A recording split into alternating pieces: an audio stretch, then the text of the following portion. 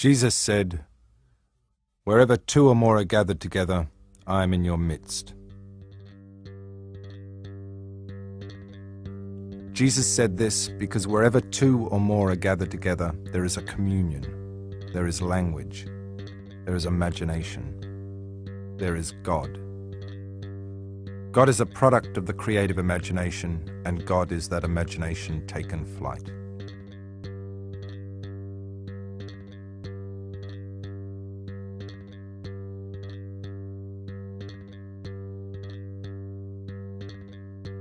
Deep down, do you believe that most women want a man to show who's boss? I don't know. To what extent would you describe yourself as being affectionate? 4. Occasionally. What do you hate most about men? All that stuff, and all that macho stuff without any articulation, just like the tough guy thing, without any mind behind it. A few years into the 90s, I got in a lot of fist fights here and there, many different countries. Here we go, here we go, here we go. All the lad thing just bums me out. And why is it so hard for people to conceptualize that you could? Because they're stupid. They're stupid, and I, to me, that's like, wow. So if you kind of like make a stand or draw attention to yourself in a certain way, you get points without ever having to experience the consequences of their own beliefs. Does this even register with you? It does, but it doesn't give me sleepless nights. It's sometimes mysterious, and it is as it is, and what could I ask more than having lots of enthusiastic audiences?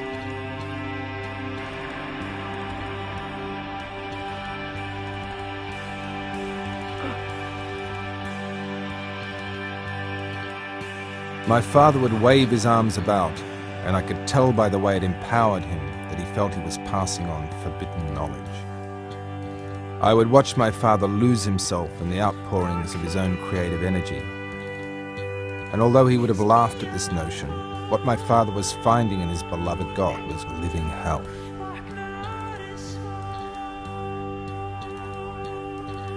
Good evening.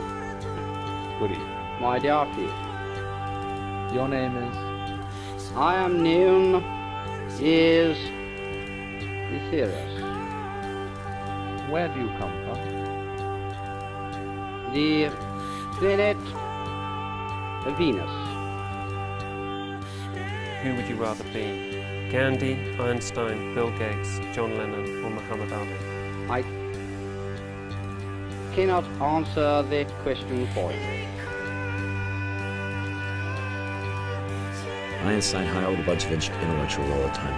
John Lennon got shot in the head. Bill Gates, he dicks around with computers too much. Talk a bit about why are you so odd? Why should you forgive yourself because a boy falls before you? Don't understand. People romanticize language. The media will always give a pass Oh no, here we to go. liberal humor or liberal ridicule or liberal mockery. Oh, I think I'm gonna throw up. It's an intellectual fashion. Really, it comes to a palais de danse and dance. Do you think around people who are seeking to make documentaries today are somehow limiting themselves by going back to the ideas of cinema verite and limiting themselves by those confines? They will find their way themselves, but there has to be a major shift in dealing with reality. Why should you go down? How do you forgive yourself? Because he's a better dancer. I'm going home. You're so fucking dead. You really are dead. And I like your telephone manner, it's nice. How dare you? You cannot see the truth that is being rammed down your throat. I've always been after what I call an ecstatic truth, an ecstasy of truth. And facts do not create truth. Facts create norms, but they do not create an illumination. Are really real people in England watching this program now? They're really watching. They're really watching it. Think about that. I'm here. I'm drunk. Had a good night out with my friends. I'm leaving now. I'm gonna be with my friends. I'm gonna be with my mum. I'm gonna phone her. Effectively, it was the blockade, and then in the 1930s. Oh yeah, you're all bloody generals, aren't you?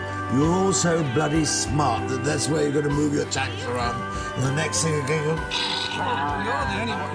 The creative imagination has the power to combat all enemies, that we are protected by the flow of our own inspiration. Clearly what Jesus most despised, what he really railed against time and time again, were the forces that represented the established order of things. How can the imagination be told how to behave? How can inspiration, or for that matter God, be moral? Who did we meet with? Muhammad Ali and Gandhi? He drank his own piss. I have to go with Muhammad Ali. Brave, articulate. You were told all your attitudes, because when we come down there with the old smoky below, we ought to come off on the big old box and go in there and say, what are you going to have, son? But you see, Oliver, you don't really believe that's where we come next. That's where we're going to go. That's where we are. The widgets and the... If I were a woman, I'd want an articulate, sensitive man who could whoop that ass. Be smart. Know about poetry and literature, not be like this guy whose knuckles scraping the ground, some drooling Neanderthal. Do you ever worry that being a man is not a good thing? What choice do I have? You want me to go? No. I'd love it if you would. I think you're an awful bully. And I think it's appalling that anybody should have to put up with it. Do you want me to go? Mm-hmm. Yes, I do. So his public image contradicts his private image. And of course that's true of all of us to a large degree. Good night, gentlemen. Good night, ladies. Cinema verite is the accountant's truth. As I keep saying, I have insulted many with that, but I've always been after what I call an ecstatic truth, an ecstasy of truth. Yeah, I don't know what you're talking about.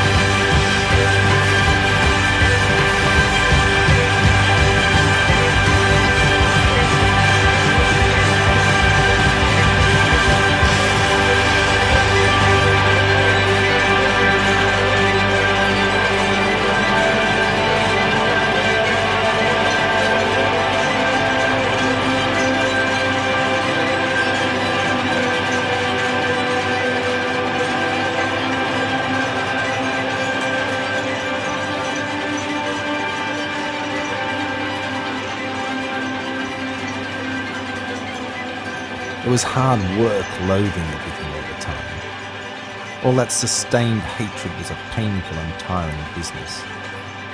What was Christ's great bugbear, and what has sat like dung in the doorway of the Christian church ever since, was the Pharisees' preoccupation with the law. I go, I'm getting beat up at school. Well, no son of mine's gonna have a spade beat him up. And that was his operative word for black. Either Marvin Food Stamp or spade. Then he sicked me on the boys in his neighborhood. So I went up the street one day to a boy who I am friends with. See him? I go, yeah. He goes, go give him zap, which means go hit him. So what do you want people to take away from the Joy of Hate? Basically, all you really need is a sensible breakfast. But did you come out of that as a liberal? I remember there was a time when one of the religious teachers asked if anybody had done drugs. You kind of live on it, like the other way people live on, I don't know, Twix bars. Yes. And you were bigger than Mary Boggs then, right? This was His pre-steroids. head was the size of my body, because at a certain point, I realized that in order to get good grades, I had to play the game and write a homoerotic thesis on Moby Dick. And that was purely from working out and nutrition. I always admired them admired Barry for that. Yeah, you've worked for prevention and men's health, so you know that steroids don't really add body mass or strength. It's a myth. Thank you, Aetherius, very much indeed. Good night. Good night.